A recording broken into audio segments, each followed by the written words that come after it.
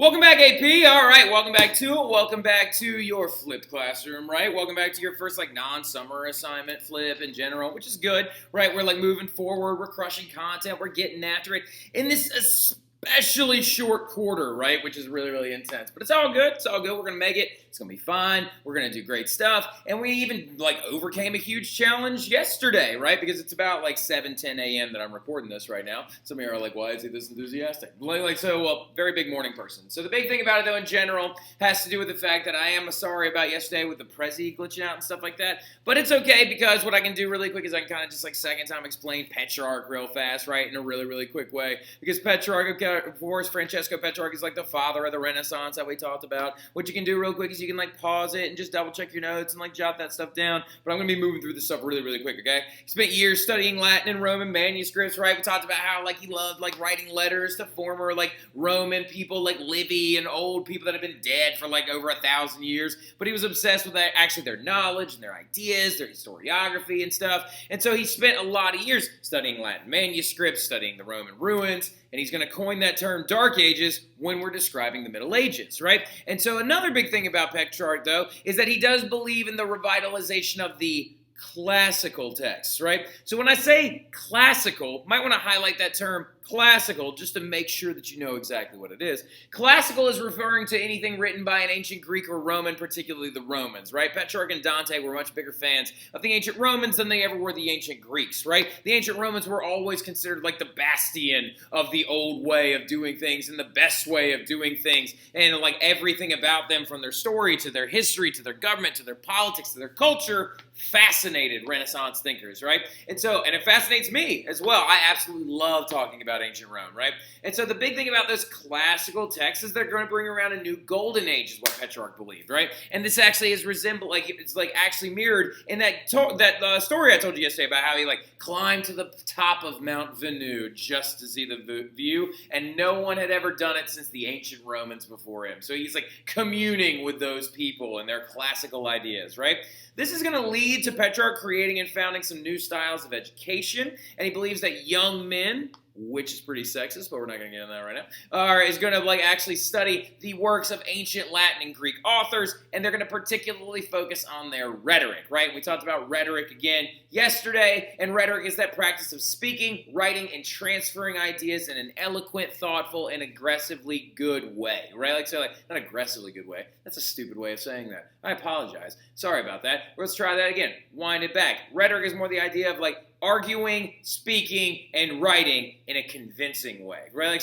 Using your grammar, using better words, using your vocabulary, using that sentence structure, right? So getting into it, though, he also believes that the study of the classics should be, his idea of studying the classics is going to become known as the liberal studies or the liberal arts, right? And it's this idea of a well-rounded education that includes understanding of translation, writing, foreign languages, history, economics, thought, philosophy. This is going to lead to the concept of liberal arts education, right? I received a liberal arts education. I went to a very small school in North Carolina where we had to take all kinds of different courses and subjects to round out our music theory ideas. And I actually ended up taking a history of music class at one point. It was really, really cool, and I really enjoyed it. Dr. Fish is what the guy's name was. Now, so the big thing about it, though, in general, is those are your Petrarchian ideas, right? Well, Francesco Petrarch and Dante are considered your early humanists, right? And I brought this up in class yesterday as well, where these ideas are going to begin to spider web out, right? They're going to kind of fracture off into several new kind of pathways,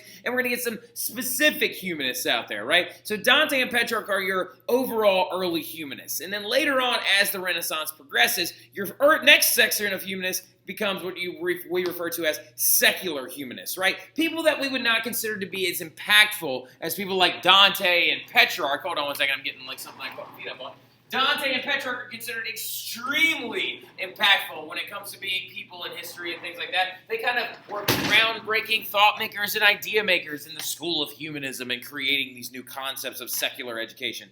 But the secular humanists that come after them are going to be important in their own way, right? They're going to do a smaller subset of work. They're going to focus in more, and they're going to be much more well-known for doing certain things on this plane when it comes to advancing the concept of studying humanism, right? And then you have your next one, your civic humanists, right? Your civic humanists are going to really focus on government practice, ideas behind how a government should function, what a king should do, how properly you should rule over your people, how military should actually progress through war, and things like that. And then your last section of humanists that we'll talk about during the Renaissance are your religion Christian humanists, right? Your religious Christian humanists are super important as well because they're going to be the very first ones to kind of start exposing cracks in church in ecclesiastical orders, right? And they're going to be the very first ones to start exposing hypocrisy within the papal states and stuff like that, and starting to kind of demonstrate that the church was becoming more of a government function than it was becoming a religious order, or it was getting away from its original ideas of religious order and things like that, which is going to help lead to the Reformation. We'll talk about that a lot in class. A lot of kids love the Reformation,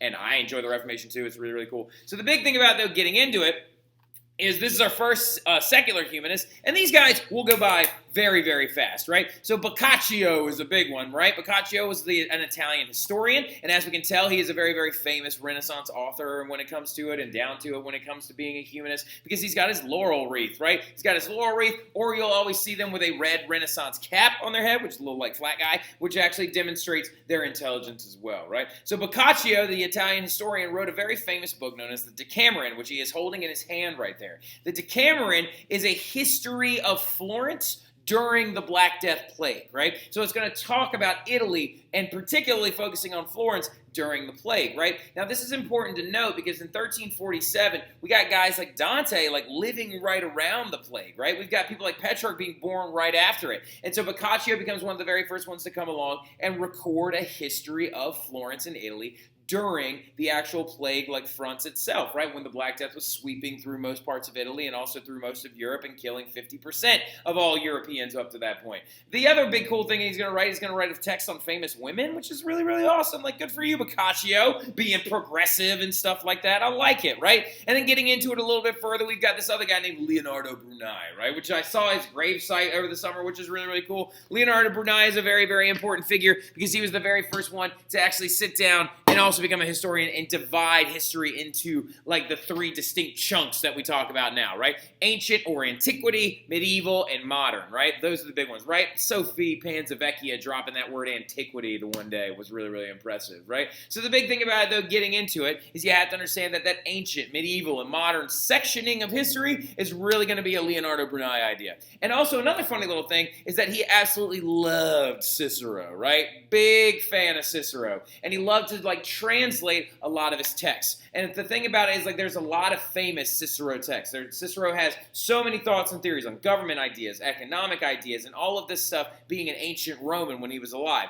Leonardo Brunei comes along as a Renaissance thinker, and he starts translating all these things, and he translates most famously one of his famous speeches of this thing about this guy Catiline, who was about to try and overthrow the Roman government and stuff like that. And Cicero had this big speech where he tried to expose him, and they prevented that guy from actually overthrowing the government. And so Leonardo Brunei liked Cicero so much that he actually linked the decline of Rome to the decline of Latin following Cicero's death. He was the decline of the use of Latin and the actual integration of more barbaric languages or Germanic languages or other languages that existed outside the empire, and Greek as well is actually he believes, linking it to the downfall of Rome, right? So now that's a very interesting thought process and idea, and it's a very, very good way to go. And there are some correlations between those ideas. And Leonardo Brunei was alive in the 1400s, and he's actually analyzing these things. And also remember, none of this stuff that we're talking about, Boccaccio is not focusing on why God was angry during the plague. That would be a non-humanist idea.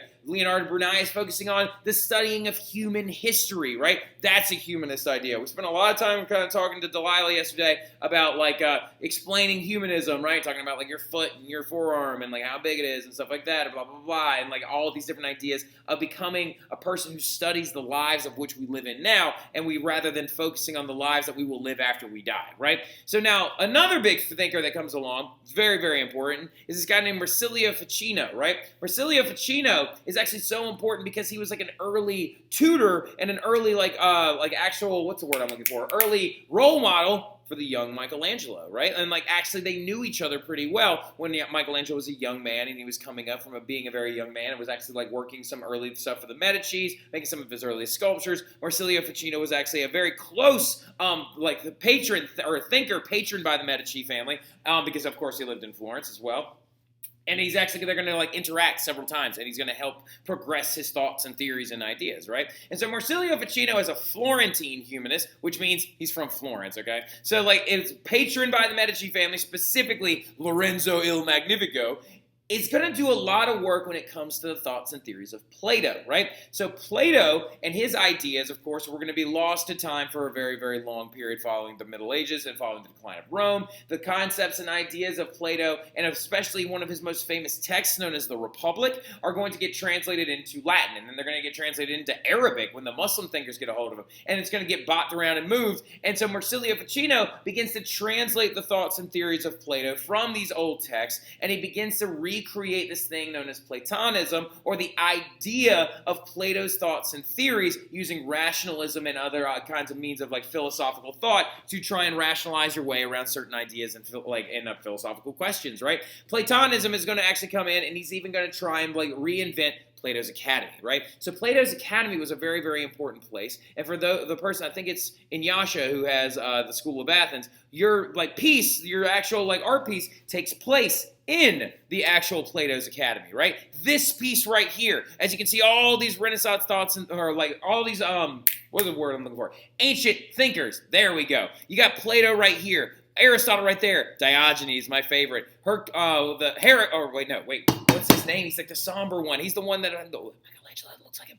So Heraclitus right there. There's Pythagoras down there. There's Ptolemy down there. There's all these different thoughts and like these different like ancient thinkers and ancient pre-humanist thinkers, the classical thinkers right here in your face. And look where they are. This is inside of a place known as Plato's Academy. Plato actually, when he was alive in ancient Greece, founded a place known as his academy, and where he would actually try to put forth a lot of different thoughts and ideas and theories and try to use his ability to teach his concepts to as many people that were willing to come look into it and as many people that were willing to come and learn as possible, right?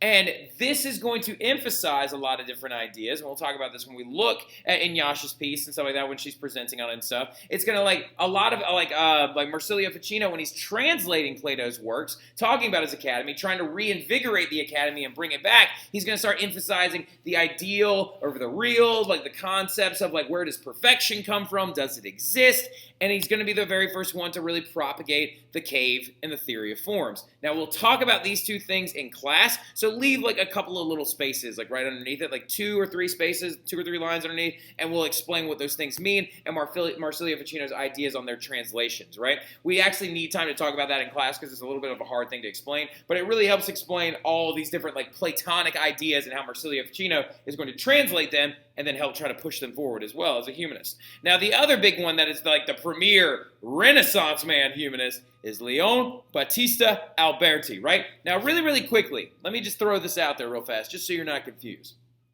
Boccaccio, Brunei, Ficino, another guy that I cut out of this presentation named Mirandola, Alberti, these secular humanists, in a lot of way we could kind of refer to as like our JV humanists, right? Remember we had our varsity ancient thinkers. It was Plato, Aristotle, Cicero. Then our JV ones were like, and we had our like our big ancient thinkers, and then we had our JV ancient thinkers, which was like Quintilian, Epicurus, Tacitus, right? You could consider these early secular humanists in a big way to be like JV humanists, right? Like Dante and Petrarch set the tone that these guys followed in their footsteps, right? And Leon Battista Alberti is another one of those like JV level humanists that is very important because they took the ideas of Dante and Petrarch and kind of tried to make them their own a little bit. They just weren't as impactful as Dante and Petrarch, right? And Leon Battista Alberti is considered the image of like the premier Renaissance man, right? And Renaissance man in the sense of someone who is attacking humanism even in their own life, right? Because he is not only a thinker, but he is a philosopher, a mathematician, an artist, an author, an architect, a poet, a priest, a linguist, and even a cryptographer, right? And so what we're getting at with the image of Alberti is that he has so many things that he's good at because he's trying to emphasize the humanistic concept of living up to one's fullest potential, right? He's trying to be the best version of himself that he can possibly or potentially be, which is a massively important concept that we understand, right?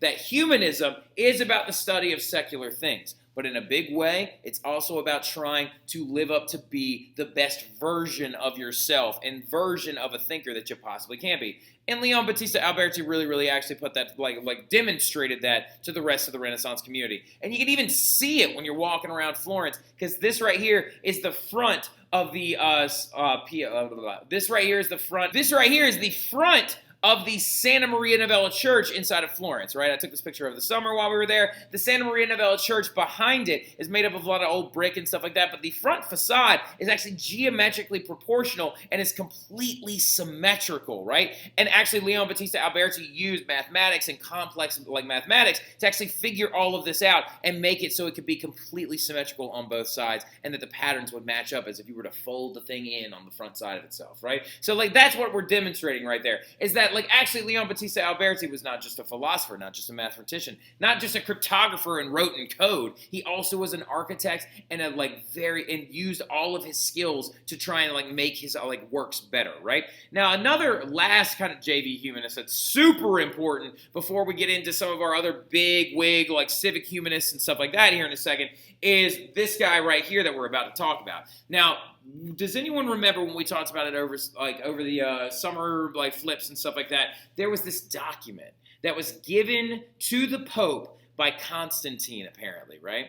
And it was this thing. It was called it said that the Pope gets the ability to rule over all of Western Christendom and can act as though he is a king and guide them on their moral journey, right? Well, that idea that the Pope has the authority in Western Europe was set down by what document? Anybody have a guess in there? Anybody want to throw one out? Good job, Erla. I heard you over there, right? So, very, very good job. It's known as the Donation of Constantine, right? The Donation of Constantine was that document, that really, really old ancient text written by one of these classical antiquity thinkers, and that of Constantine, and is going to actually say that the Pope has the authority in Western Europe, right? Well, the thing about it is, then comes along this dude, Lorenzo Valla, who is a secular humanist during this time period, who actually comes along and begins to translate and read this text. And he realizes that it's a forgery.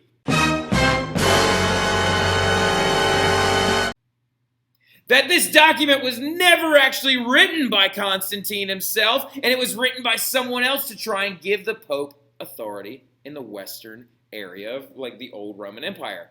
It's a big deal, all right? So that's a very big deal. See what I mean by these Renaissance thinkers? Lorenzo Valla comes along and he realizes that the document was never real in the first place, which is going to rock the foundation of the church and of political thought and theory going forward throughout most of Europe at the time. Now, speaking of political thought and theory, who was the Pope always struggling against when it comes to European governmental practice? The monarchs and the nobles of Europe, right? That was emblematic in our investiture crisis that we looked at, the investiture crisis that we actually reviewed as well in class yesterday during our warm-up and stuff like that. So it seems as though the government practice in Europe during the Renaissance is kind of not that solid, right? It's pretty shaky. It seems like there's a lot of groups vying for control and stuff like that. Well, a lot of that relates to a new wave of humanism that's going to come out during the 1400s, right? And that idea and thought and theory is going to be known as civic humanism, right?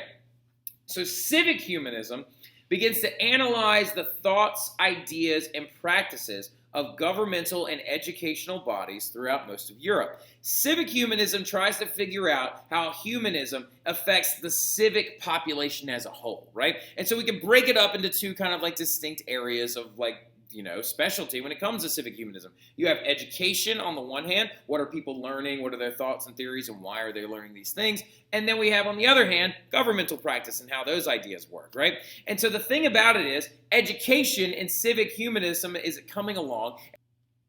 The liberal arts are beginning to offer a broader form of study than the specific theologian and theological ideas that were originally being offered at a university during the medieval period, right? So the concepts of Petrarch are now eking in to the educational systems, right?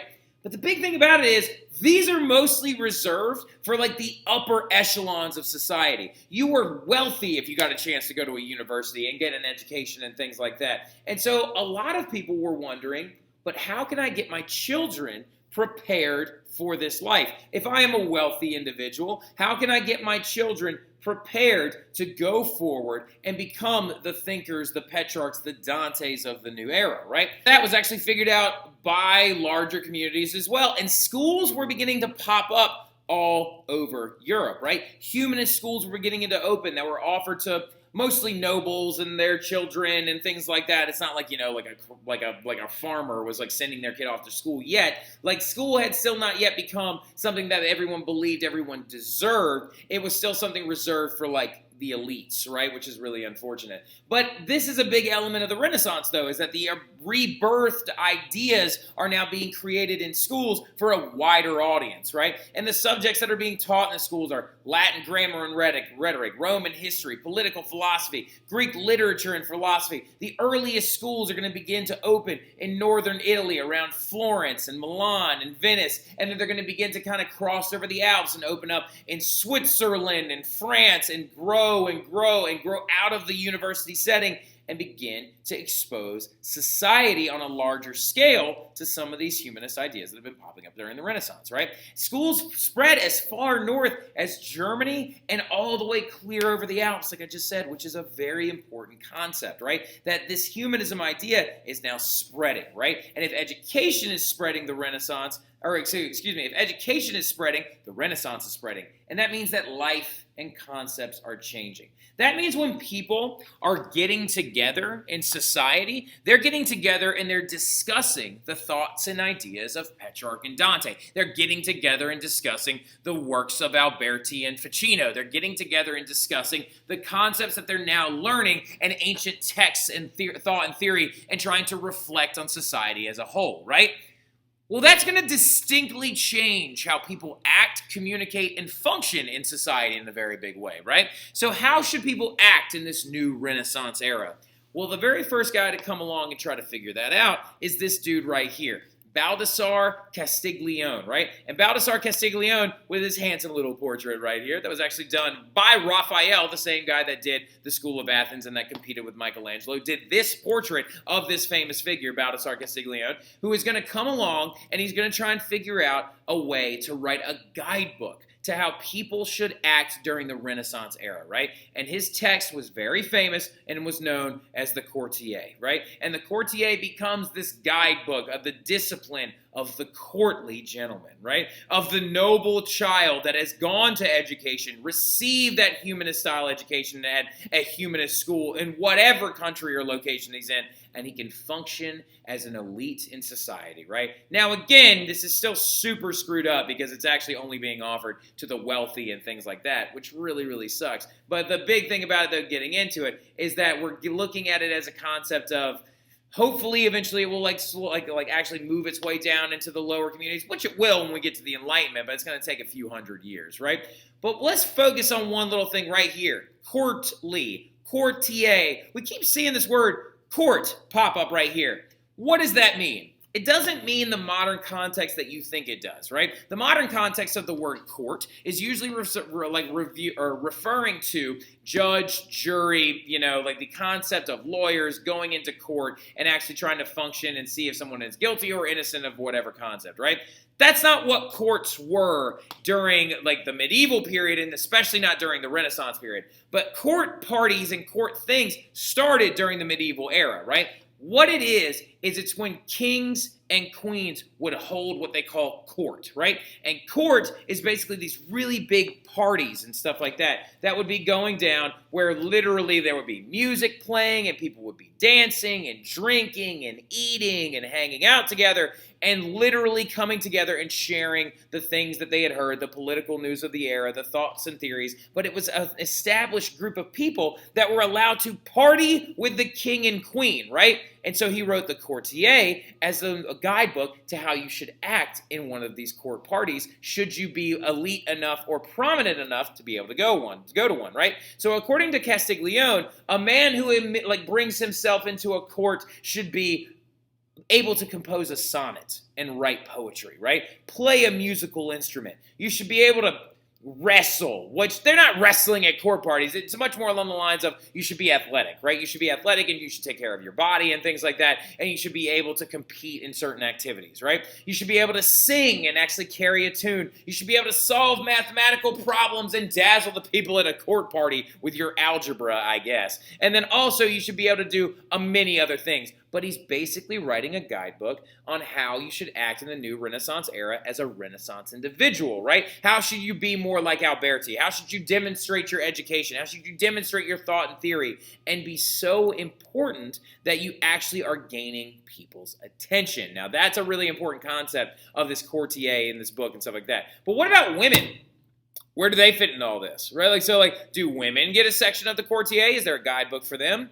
There was. Baldassare Castiglione actually did include things about women, except he also said that women should do all of these things, but also they have to be beautiful, which is right, nice, Baldassare. Really appreciate you really judging everything on the way that they look, right? Really good. So, as we know, with however great the Renaissance is, sexism's still a really big thing during this time period, right? For example, Leon Batista Alberti thought that women didn't deserve to be educated, right? Which is bananas. But the title of the book that Baldassare Castiglione wrote is still really important because this book is so important that it became basically the common text on how you should educate your child if you were from a noble family, right?